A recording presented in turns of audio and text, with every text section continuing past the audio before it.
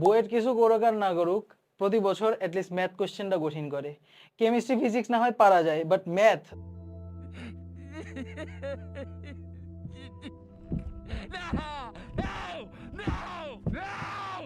তুমি চিন্তা করে দেখো, এইচএসসির যে এত কম সময় অ্যান্ড অ্যাডমিশনে এত কম সময়, এই সময় অ্যাকচুয়ালি ম্যাথের যে কনসেপ্টের ডেপথ, এটা আসলে অনেকের ক্ষেত্রে যাওয়া পসিবল হয় না। বাট এমন অনেক স্টুডেন্ট আছে যারা এক বছরে পুরো সব সিলেবাস শেষ করে ফেলে, এরপর ডেপথে ডাইভ করে। সো বেসিক্যালি আজকে আমরা এই সিক্রেটটা নিয়ে কথা বলবো, যে কিভাবে তুমি তোমার ম্যাথের কম সময়ে ম্যাথে ডেপথে যেতে পারো। এবং আমরা 100 দিনের একটা চ্যালেঞ্জ নিতেছি, এই চ্যালেঞ্জটা যদি তুমি ফলো করতে পারো, তাহলে তুমি লিটারালি ভাইয়া 100 দিনে 100 দিনে বুয়েটের ম্যাথ কোয়েশ্চেন হ্যান্ডেল করার মতো ক্যাপাবিলিটি রাখতে পারবা। সো চলো শুরু করি। আজকের এই ভিডিওটা যাকে নিয়ে ইন্সপায়ার্ড, তাকে নিয়ে না বললেই না। সো তিনি হলেন স্কট ইয়াং। ইনি কি করছেন জানো? ইনি এমআইটি এর 4 বছরের কম্পিউটার সায়েন্স ডিগ্রি 1 বছরে শেষ করছেন। কিভাবে শেষ করছেন? Ultra learning. সো বেসিক্যালি আজকে আমরা আলট্রা লার্নিং দেখবো, মানে একদম প্রো ম্যাক্স কিভাবে ম্যাথে ভালো হওয়া যায় কম সময়ে। ইয়েস, কম সময়ে কিভাবে ম্যাথে ভালো হওয়া যায় সেই জিনিসটা দেখবো, এবং ম্যাথের কনটেক্সটে আলট্রা লার্নিং নিয়ে আলোচনা করব। সো চলো শুরু করি। দেখো, ম্যাথের আমাদের এইচএসসি সিলেবাসে ম্যাথের অনেকগুলি পার্ট আছে। যেমন কম্বিনেটরিক্স একটা পার্ট, এরপর প্রি ক্যালকুলাস প্লাস ক্যালকুলাস এটা একটা পার্ট, এটা হিউজ একটা পোর্শন কিন্তু দখল করে। এরপর জ্যামিতি জিওমেট্রি একটা পার্ট, সরল রেখাবৃত্ত গণিক্স। এরপর আমাদের মেকানিক্স বা বলবিদ্যা পার্ট আছে। এরপর আমাদের অ্যালজেব্রা পার্ট আছে, তাই না, বীজগণিত। এবং লাস্টে হলো আমাদের আছে ম্যাট্রিক্স নির্ণায়ক। সো বেশিরভাগ স্টুডেন্ট কি করে জানো? ওরা শুরুই করে ম্যাট্রিক্স নির্ণায়ক দিয়ে। আরে ভাই, ম্যাট্রিক্স নির্ণায়ক পড়ার জন্য তোমার কমপ্লেক্স নাম্বার পারতে হবে, বহুপদী পারতে হবে, অ্যাটলিস্ট আইডিয়া থাকতে হবে, তাইলে না তুমি ম্যাট্রিক্স নির্ণায়ক পারবা। সো প্রথমেই কিন্তু আমরা গলত করে ফেলি। সো কিভাবে পড়া উচিত ওটা আমরা দেখবো। আচ্ছা, সবার আগে ভাই, কম্বিনেটরিক্স এর মধ্যে কি আছে? বিন্যাস সমাবেশ। এখন বিন্যাস সমাবেশ পড়ার পরে তুমি প্রবাবিলিটি পড়তে পারবা। ঠিক আছে, মানে বেসিক্যালি প্রবাবিলিটি পড়ার জন্য বা সম্ভাবনা পড়ার জন্য তোমার বিন্যাস সমাবেশ আগে থেকে পড়তে হবে। সো এই চ্যাপ্টারটা হলো ফার্স্ট পেপারের পঞ্চম চ্যাপ্টার, আর এটা হলো সেকেন্ড পেপারের লাস্টের চ্যাপ্টার। দেখছো কত ডিস্টেন্স? এরা দুজনের একসাথে থাকার কথা ছিল, একটা একটারে লাস্টে দিয়ে দিছে বইয়ে। এই যে অ্যারেঞ্জমেন্টের ভুল, তোমার কিন্তু এটা ঠিক করে নিতে হবে। নেক্সট, এরপর হলো দ্বিপদী বিস্তৃতি, ভেরি ইম্পর্টেন্ট চ্যাপ্টার। এটা এটা না পড়লে তুমি ক্যালকুলাসে তোমার সমস্যা হবে, কষ্ট হবে। এরপর ত্রিকোণমিতি, ত্রিকোণমিতি ছাড়া ক্যালকুলাস তো তুমি মানে চিন্তাই করতে পারবে না ভাইয়া। এরপর বিপরীত ত্রিকোণমিতি ছাড়া তো ক্যালকুলাস আরো চিন্তা করতে পারবে না ভাই। ডিফারেন্সিয়েশনের একটা পুরো চ্যাপ্টার তোমার বিপরীত ত্রিকোণমিতির ম্যাথ আছে। তা বুঝো, বিপরীত ত্রিকোণমিতি তুমি শিখবা সেকেন্ড পেপারে, এভাবে হবে? এভাবে তুমি শেষ করতে পারবা? তোমার সব এলোমেলো হয়ে যাবে। সো এই কারণে আমাদের এই যে আলট্রা লার্নিং এর মেইন জিনিসটাই কি, প্রথম পার্টটা হলো মেটা লার্নিং এর মেইন পার্টটা, সেটা হলো যে ভালো করে পুরো ওভারভিউটা নেওয়া। ঠিক আছে, আচ্ছা গেল। সো এই ইনভার্স ত্রিকোণমিতি, এখন ইনভার্স ত্রিকোণমিতি বুঝতে গেলে তোমার আবার সেট ফাংশন বুঝতে হবে। কেন? কারণ ভাই, এই যে বিপরীত ত্রিকোণমিতি যেটা, সেটা হলো ত্রিকোণমিতির বিপরীত ফাংশন। আর তুমি বিপরীত ফাংশন কেমনে বের করে জানো না, ডোমেন রেঞ্জ কেমনে বের করে জানো না, ডোমেন রেঞ্জের কোশ্চেন আসবে, পারবে না, হা করে তাকায় থাকবা। সো অবশ্যই আমাদের ইনভার্স ত্রিকোণমিতি জানার আগে কি করতে হবে? সেট এন্ড ফাংশন জানতে হবে। নেক্সট নেক্সট পার্ট হলো আমাদের জ্যামিতি। জ্যামিতির মধ্যে আসে সরলরেখা। সরলরেখা না পারলে বৃত্ত পারবা না, বৃত্ত না পারলে কনিক্স পারবা না। সো এই যে সরলরেখা আগে পড়বা, বৃত্ত পড়বা, এরপর কনিক্স পড়বা। সো এই দুইজন ফার্স্ট পেপারে আছে, এরে আবার কি করছে সেকেন্ড পেপারে ফালাই দিয়ে আসছে। ওর লোনলি ফিল করবে না। সো তোমার কি করতে হবে? আগে সরলরেখা, এরপর বৃত্ত, এরপর কনিক্স পড়তে হবে। ঠিক আছে, এরপর দেখো মেকানিক্স, বলবিদ্যা। বলবিদ্যার ক্ষেত্রে ভেক্টর, ভেক্টর পড়ার সাথে সাথে স্থিতিবিদ্যা, ভেক্টর পড়ার সাথে সাথে গতিবিদ্যা পড়ে ফেলতে হবে। এটা হলো নিয়ম। কারণ কি, এই যে স্থিতিবিদ্যা, স্থিতিবিদ্যার লিটারালি 7 এর এ আর 7 এর বি পুরাটাই হলো ভেক্টর, লিটারালি পুরাটাই ভেক্টর। জাস্ট 7 এর সি ওইটা হলো তোমার একটু মোমেন্ট নিয়ে কথাবার্তা বলছে। আর গতিবিদ্যা এটাও ভেক্টরের পার্টের মধ্যেই পড়ে, বেসিক্যালি গতি গতি গতি চ্যাপ্টারটা যেটা আছে গেল। এরপর অ্যালজেব্রার মধ্যে রিয়েল নাম্বার, ইজি একটা চ্যাপ্টার। রিয়েল নাম্বার ভালোভাবে পড়লে কমপ্লেক্স নাম্বার পারবা। কমপ্লেক্স নাম্বার যদি না বুঝো তাহলে কিন্তু বহুপদী বুঝতে কষ্ট হবে, কারণ বহুপদীর অনেক ম্যাথ কিন্তু কমপ্লেক্স নাম্বার না পড়লে পারবা না। ঠিক আছে, এবারে যে খুচরা চ্যাপ্টার লিনিয়ার প্রোগ্রামিং, এটা বেসিক্যালি সরল রেখারই একটা প্রয়োগ বলতে পারো।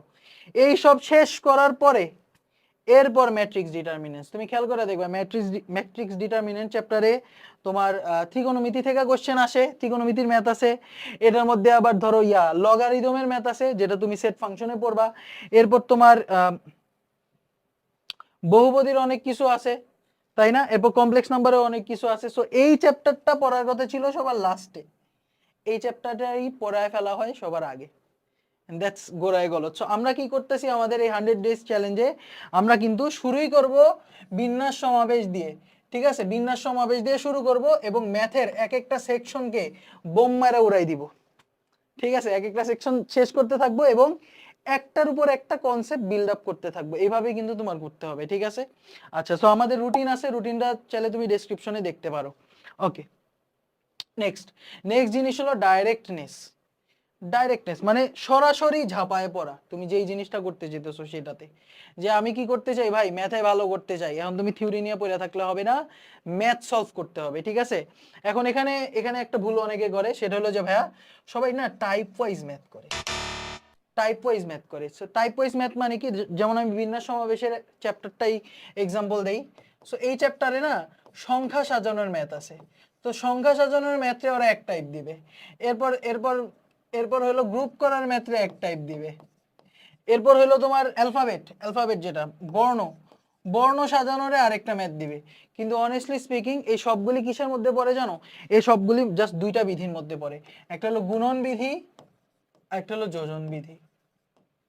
বেশিরভাগ স্টুডেন্ট এই গুণন বিধি কি জিনিস, যোজন বিধি কি জিনিস, কিভাবে কেস ওয়াইজ ভাগ করা লাগে এটাই পারে না। বুঝতে পারতেছো? সো এই কারণ কি, এই যে এই টপিকে এইভাবে করব, এই টপিকে এইভাবে করব, এই টাইপে এইভাবে করব। ওরা শিক্ষা গেছে কয়েকটা নিয়ম, শিক্ষা একটু ঘুরাই দিলে ম্যাথ আর পারবে না, খবর হয়ে গেছে। সো অবশ্যই কনসেপ্ট ওয়াইজ সাজাইতে হবে। এই কারণে আমাদের প্র্যাকটিস শিট যেটা তোমাদের ফ্রিতে দিব ডিসকর্ডে, কনসেপ্ট ওয়াইজ সাজানো, প্রত্যেকটা কোয়েশ্চেন কনসেপ্ট ওয়াইজ সাজানো। সো ভালোভাবে করতে পারবে আর কি। আচ্ছা, নেক্সট সেটা হলো ফিডব্যাক। এই যে আমি এত কিছু পড়লাম, এত ক্লাস করলাম, এত ম্যাথ সলভ করলাম, তাহলে এটা ফিডব্যাকটা কি? এর ফিডব্যাক হলো যে আমি যে কোনো কোশ্চেন দিলে পারি কিনা, কিংবা আমি এক্সাম দিলে ভালো করতে পারি কিনা। সো অবশ্যই তোমার এক্সাম দিতে হবে। শুধু এক্সাম দেখে কি তুমি নাম্বার দেখবা ভাই?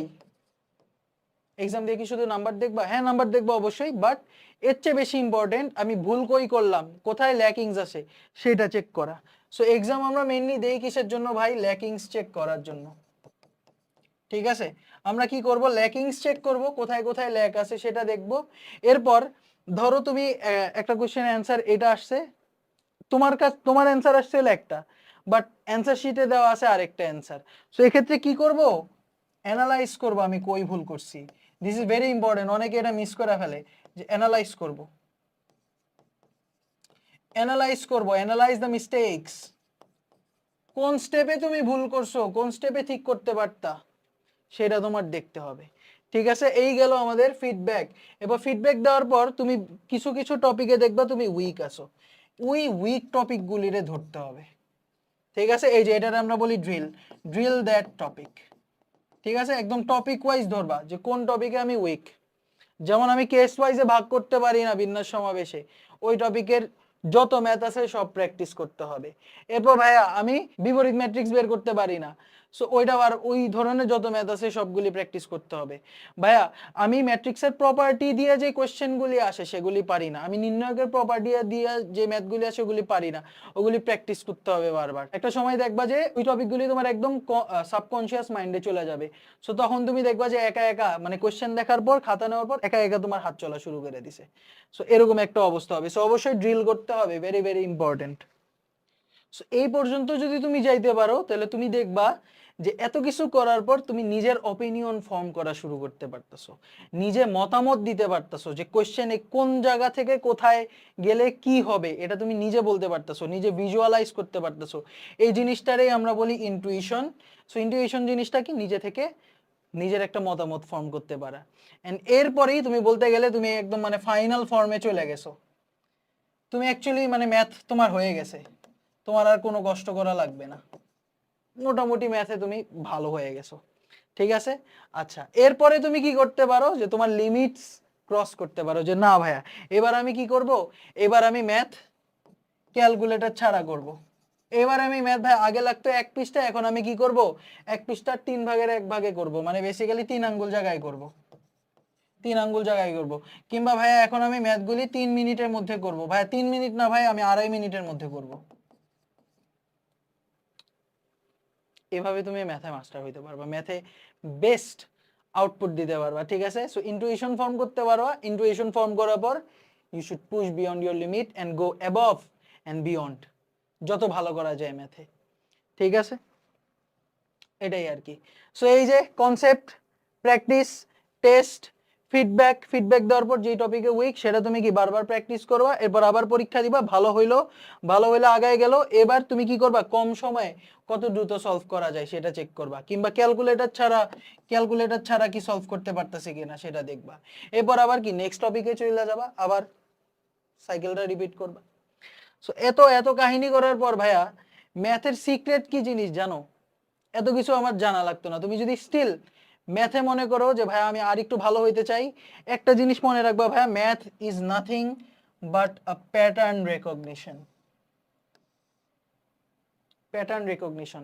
তুমি একটা চ্যাপ্টার ধরো, যে কোনো চ্যাপ্টার খোলো, উদাহরণগুলি সলভ করো, এবার অনুশীলনীতে যাও, অনুশীলনীর সলভটা দেখো, দেখলে বুঝবা যে প্রত্যেকটা কোয়েশ্চেন অ্যাকচুয়ালি উদাহরণের কোয়েশ্চেনগুলিরই একটা ডিফারেন্ট ফর্ম। প্রত্যেকটা কোয়েশ্চেনের মধ্যে একটা প্যাটার্ন আছে, একটা ইম্পর্টেন্ট পার্ট আছে, যেটা যদি তুমি ক্র্যাক করতে পারো, কোন প্রসেসে যেতে হবে, কোন কনসেপ্ট বা কোন ফর্মুলা ইউজ করতে হবে, ওইটা যদি তুমি ক্র্যাক করতে পারো, ওই ম্যাথটা তোমার জন্য জাস্ট সহজ হয়ে যায়। অনেকে কি করে, টাইপ মুখস্থ করে। সো টাইপ মুখস্থ করার থেকে কোনটা যদি মুখস্থ করতেই চাও, তাহলে তুমি জাস্ট এই টার্নিং পয়েন্টগুলা, ইম্পর্টেন্ট পয়েন্টগুলা বা ইম্পর্টেন্ট প্রসেসগুলা মুখস্থ করে ফেলতে পারো, ইনশাল্লাহ তুমি ম্যাথে ভালো করতে পারবা। সো আমাদের 100 ডেজ চ্যালেঞ্জে যোগ দিতে পারো চাইলে। And thank you so much সবাইকে। আসসালামু আলাইকুম।